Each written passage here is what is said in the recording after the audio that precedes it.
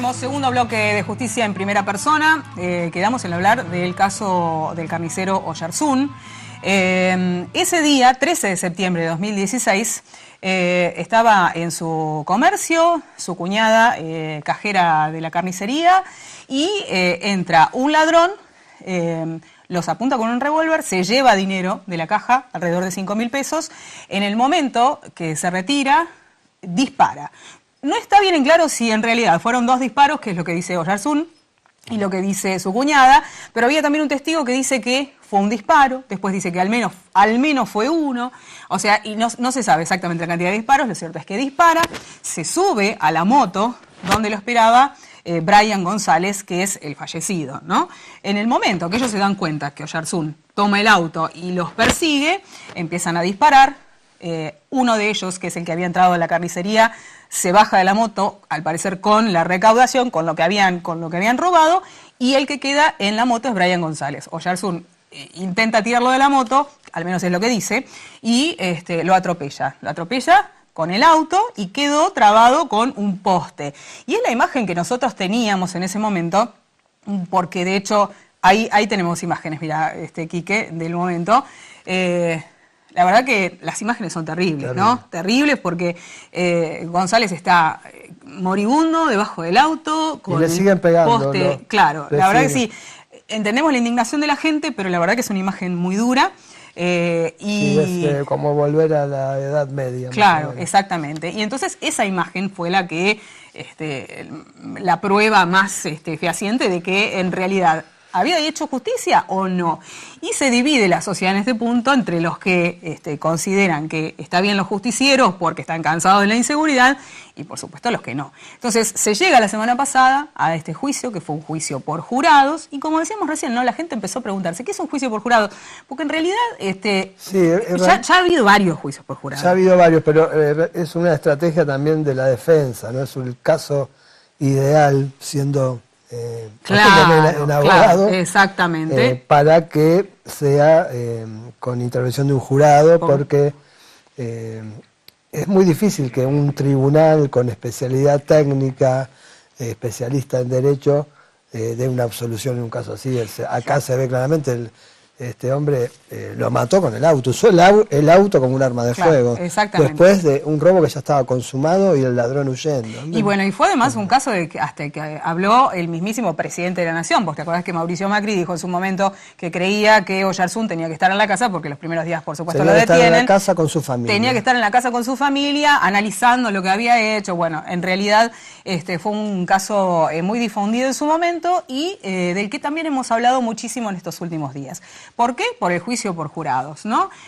Había 3 alternativas. Una, que fuera legítima defensa y quedara en libertad. La segunda posición, que era exceso de legítima defensa, que era lo que pedía la Fiscalía. Y el tercer panorama, y el más oscuro para Oyarzún, que era el de homicidio simple, que era lo que pedía la querella, ¿no? De 8 a 25. Exactamente. Y un jurado nos dijeron que tenía que decir si era culpable o inocente. Y entonces ahí nos empezamos a preguntar qué era un juicio por jurados, cómo se elegía el juicio por jurados. Y para eso tenemos un especialista. Sí. Vamos a presentar a nuestra primera invitada del día de hoy, la doctora Carmen Palacios Arias, jueza del Tribunal Oral en lo Criminal 5, que fue una de las integrantes del tribunal que estuvo en el primer juicio por jurados que se hizo en la ciudad de La Plata. ¿Es correcto, doctora? La saludo también, doctora. Bueno. Muy amable. Y el juicio por jurados es con un solo juez. Sí, con una integración unipersonal. Claro. Es unipersonal. Ella integra el tribunal, pero le tocó a ella estar a cargo de... Exactamente, es así. Bueno, buenas noches. Buenas noches. Gracias por venir, antes de todo. Gracias a ustedes por invitarme. Sí, efectivamente fue el primer juicio por jurados acá en el departamento capital.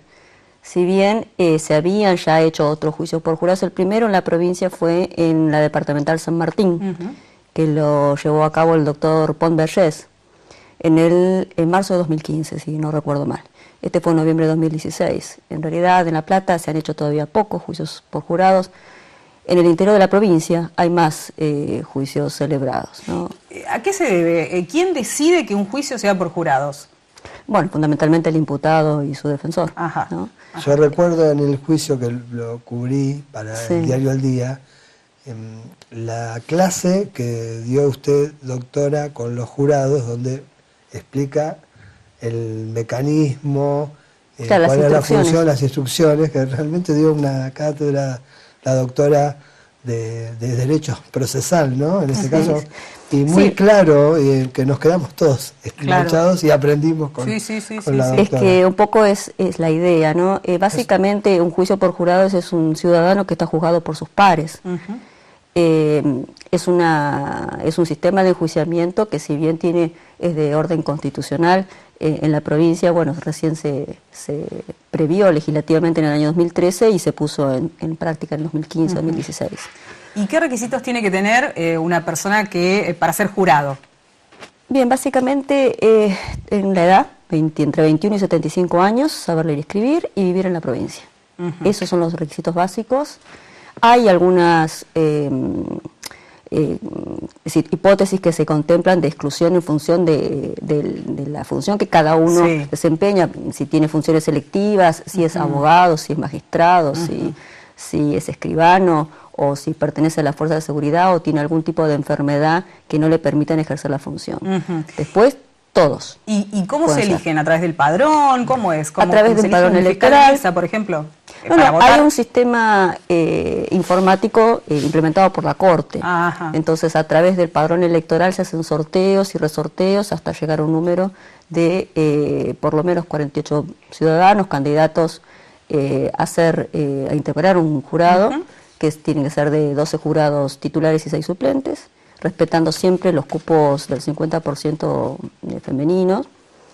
Y en base a eso, bueno, se los va convocando y después de una audiencia de selección que realizan las partes con el juez que las dirige, donde cada una de las partes va eligiendo el jurado de acuerdo, obviamente, a la postura que tiene o lo que pretende probar en el juicio. Se hace un interrogatorio, ¿no? Claro, se hace un interrogatorio previo y después queda conformado el jurado de 12 titulares y 6 suplentes. Por ejemplo, tienen que permanecer los suplentes también durante todo el juicio hasta que los titulares se retiren a deliberar. El juicio comienza como un juicio ordinario, ¿no? Se escuchan a los testigos, la prueba, preguntan las partes, claro, y el jurado escucha, nada más no pregunta. No, absolutamente nada. La función... toma nota, ¿no? Toma nota, sí. Bueno, eso va en criterios de cada juez. Yo permití que tomaran notas. Sí, fundamentalmente el juez dirige el debate, el jurado tiene que estar atento y escuchar, y las partes son las que se encargan de realizar los interrogatorios y de producir la prueba. Los interrogatorios son de acuerdo al caso, ¿no es cierto? De acuerdo al caso y de acuerdo, claro, a la teoría del caso que cada una de las partes pretende probar. Lo que es importante saber es que no se necesita saber de derecho. Los jurados deciden y valoran la prueba conforme la lógica que utilizan, el sentido común, y en base también a estas instrucciones que hacía referencia Quique. ¿Cómo es la instrucción? Estas instrucciones, claro, son como directrices de orden constitucional, procesal y penal que se imparten a los jurados.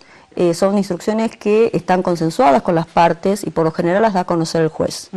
Entonces hay unas instrucciones que son iniciales y unas instrucciones finales que se dan antes de que el jurado se retire a deliberar.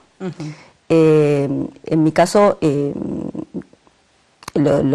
les proveyó a los jurados estas instrucciones para que las tengan a mano al momento de tener que votar y deliberar, ¿no? De tomar una decisión.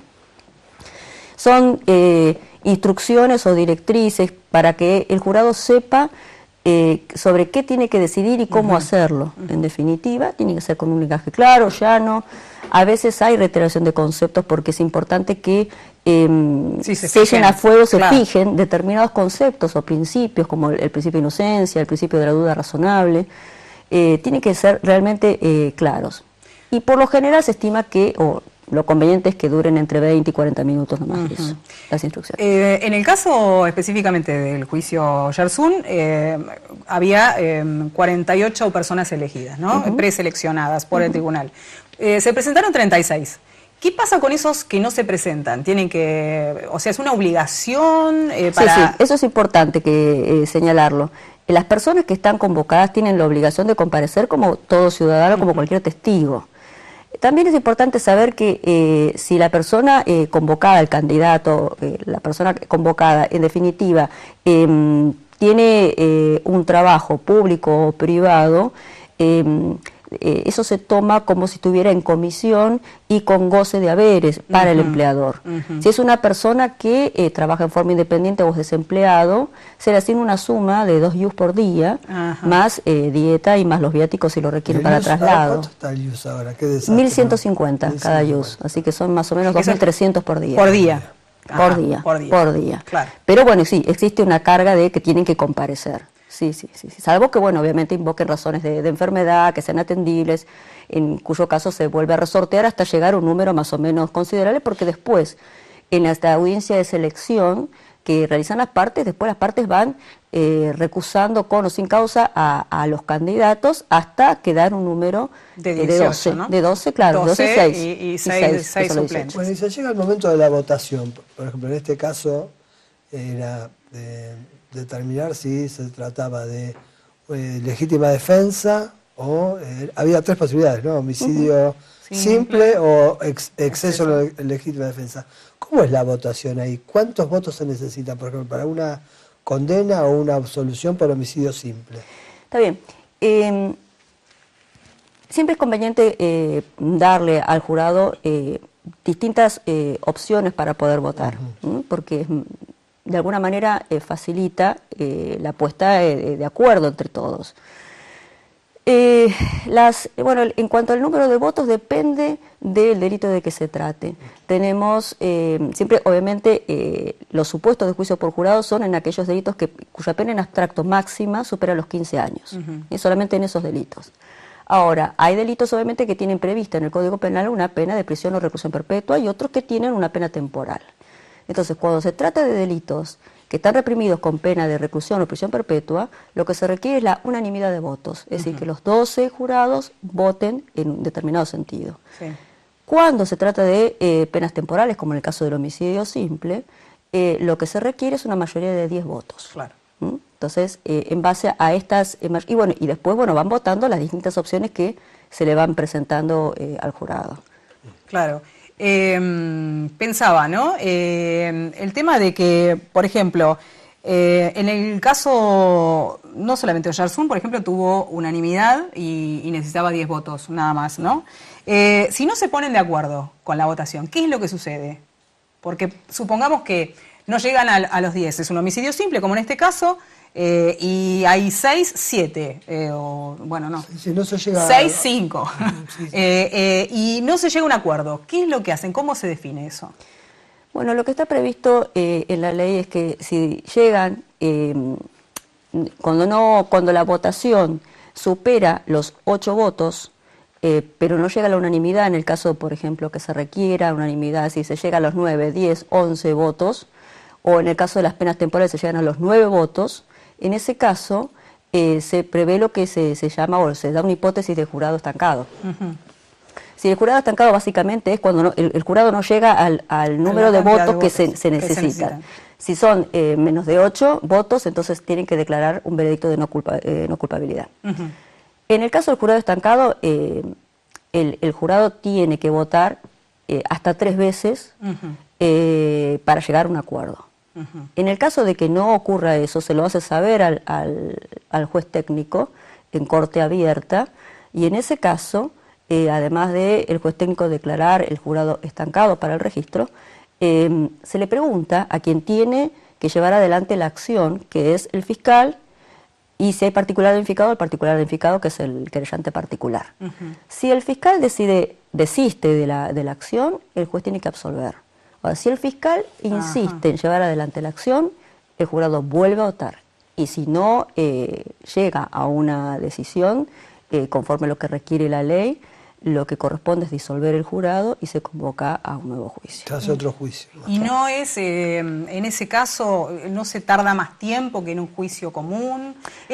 Porque me pongo en el lugar, ¿no? Pienso, digo, ¿es beneficioso? A mí me da un poco de temor, quizá esté equivocada, por supuesto, pero supongo eso, que me juzgaran personas como yo, si soy culpable o inocente, que no tengan conocimientos jurídicos. Porque digo, para eso pienso, existen los abogados, ¿no? ¿Cuál es el beneficio que juzguen personas comunes, digamos, y no personas que tengan conocimientos jurídicos? Lo pienso desde el lado de doña Rosa, ¿no? No, sí, es una inquietud que de repente tiene mucha gente, así. Por eso es que no todos los juicios llegan a un juicio por jurados, ¿no? Hay determinados casos, como el caso de se eligen, ¿no? del señor Oyarzún, claro, se eligen. El jurado o el ciudadano común juzga o valora la prueba por sentido común y de acuerdo a las instrucciones. Claro. Por lo que interpreta las instrucciones. También tiene que ver la empatía que logre, que tenga el imputado para con el jurado también. Entonces, por ahí el juez técnico tiene la posibilidad de, por el ejercicio, por los conocimientos y demás, de separar las cuestiones de empatía o demás, ¿no? De hacer una valoración más fría del asunto. Pero bueno, hay mucha gente que considera que prefiere ser juzgado por un par.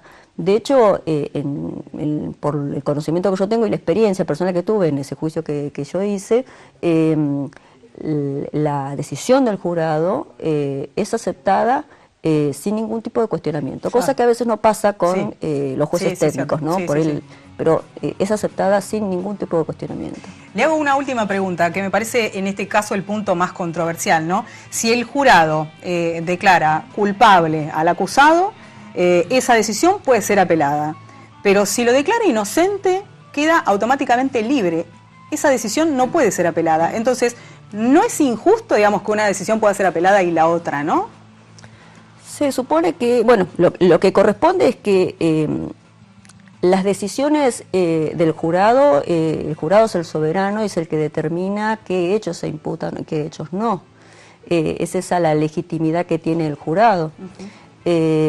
Por esta razón es que sus pronunciamientos, que son además dados sin ningún tipo de expresión de motivos por cual adopta una decisión u otra, no la tienen que expresar, a diferencia del juez técnico que tiene que fundar sus decisiones. El jurado no, es inmotivada, digamos. Bueno, sí, en definitiva hace que esa decisión que toma el jurado, después de una deliberación, después de tener en cuenta las pautas que le da el juez, tome una decisión, y esa decisión, si es un veredicto de no culpabilidad, es irrecurrible. Y ahí se acabó. El término es ese, no es culpable y no culpable, claro. No es culpable e inocente. Culpabilidad o no culpabilidad, sí. Eso es muy de Estados Unidos, ¿no? En definitiva son el porque es como jurado clásico. Como la cuna del juicio por jurados. Claro, es el modelo de jurado no clásico que tenemos nosotros. Voto no positivo. Y que también. Pero en Estados Unidos está un poco también en el ADN, ¿no? Porque lo vienen haciendo desde... Sí, aparte ellos lo tienen para todos los fueros también. Claro. Ellos lo tienen para todos los fueros y son años tienen este tema muy aceitado, y además es como que vienen formados desde... tienen la cultura ya del juicio por jurado. La cultura desde los orígenes de Estados Unidos. Sí. Cuando había algún hecho en lugares muy lejanos, ya se preparaba un jurado y había como un juez itinerante, iba y ya tenía preparado el juicio, y esa era la función. Había jurado el pueblo. Claro, de hecho, ahí tienen previsto distintos candidatos a jurados para los distintos juicios que se hacen en el día. Claro. Acá la diferencia es que cuando uno tiene designado para hacer un juicio, tiene que preparar, hay una intensa actividad previa de preparación del juicio, que implica una actividad desde la gestión y desde lo procesal, porque desde la gestión se tiene que encargar del sorteo, resorteo, notificaciones, todo, hasta antes de 40 días de empezar el juicio, con lo cual es un trabajo extra, porque es decir, el juez técnico y el personal están en un contexto de un tribunal criminal, con todo lo que ello implica, de hacer juicios colegiados ordinarios, juicios con interacción unipersonal ordinaria, audiencias, visitas carcelarias, y además juicio por jurados. Y dar las instrucciones y hacer Y preparar todo esto, ¿no? Desde la gestión, que tal vez por ahí se podría llegar a esto soslayar con una secretaría común a todos los tribunales que se encargue de este trabajo de gestión. Igual se puede hablar de un buen comienzo, ¿no? Nos falta todavía mucho tiempo para... Tenemos que cortar, lamentablemente. Lamentablemente, está súper interesante la charla, la verdad es que aprendemos un montón. Muchísimas gracias, doctora, por haber venido. Lamentablemente tenemos poco tiempo, así que gracias. Gracias a ustedes. Por favor, y nos vamos, si te parece.